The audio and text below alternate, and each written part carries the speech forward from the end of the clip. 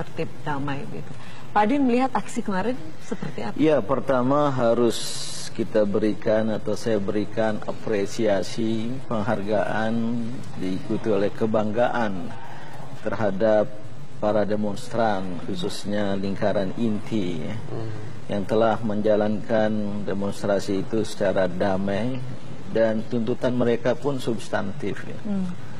Saya terus terang berbangga kepada umat Islam yang ikut hadir karena dengan niat yang baik. Bahkan di tengah-tengah aksi itu ada sholat berjamaah, ada pembagian makanan, ada yang mengatakan ini seperti kita di Masjidil Haram berbagi minuman, makanan, kurma, ada yang mengumpulkan sampah, ada kesangsian, tidak percaya gitu.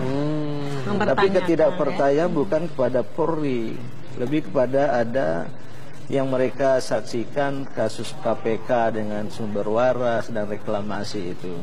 Ternyata tidak berlangsung dengan baik. Ada seseorang yang kebal hukum katanya. Maka inilah menimbulkan kesangsian dan kemudian mengkristalkan niat mereka untuk berdemonstrasi, dan oleh karena itu tuntutannya itu sangat substantif bagi saya dan proporsional ya, untuk tegak hukum.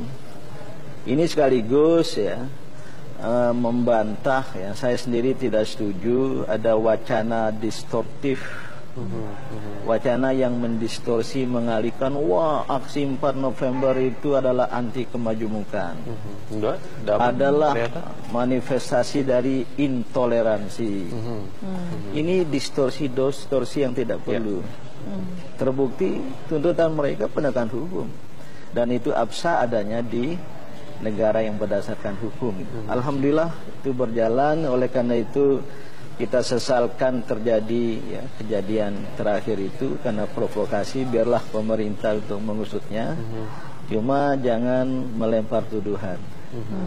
Dalam kaitan ini izinkan saya mengatakan, saya menyesalkan pernyataan Bapak Presiden.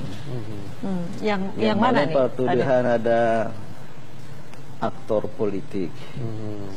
Tanpa kejelasan bersifat seperti itu akan ya kemudian nanti ada orang yang bereaksi karena merasa dituduh. Ada tidak setuju dengan itu Pak Adin? Iya, karena merasa tertuduh sebagai aktor politik.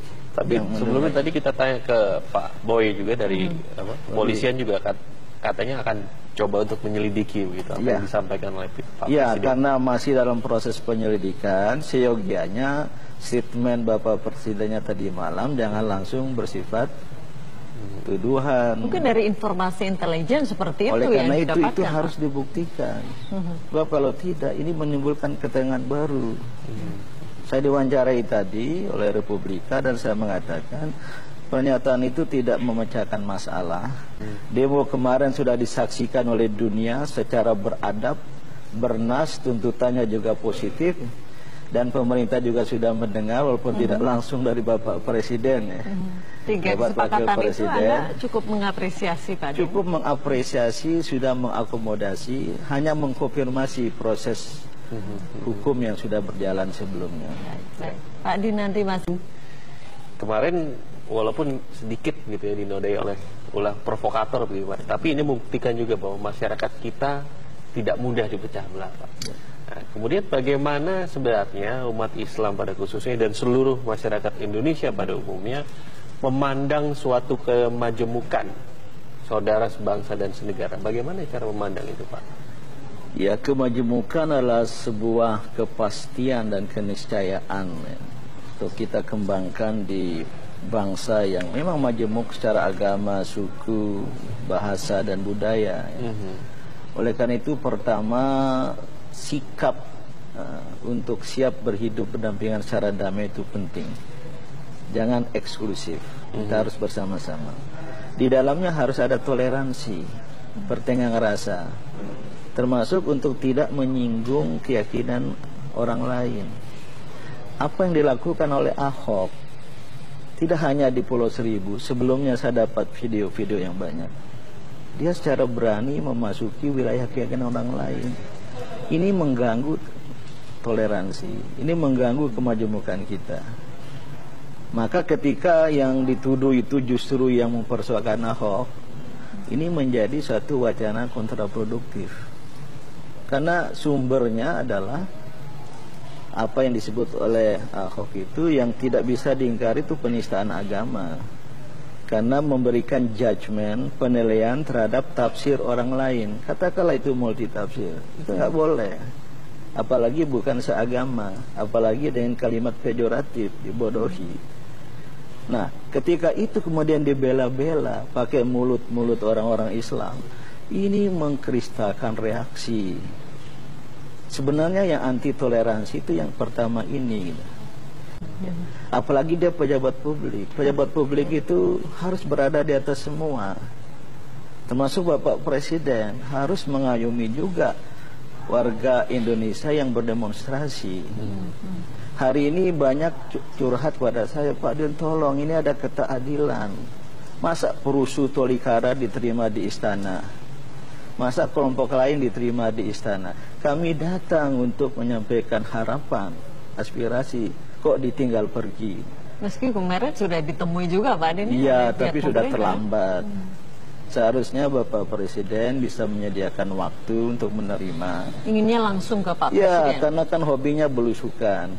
Belusukanlah dengan demonstran. Selesai masalah kemarin itu.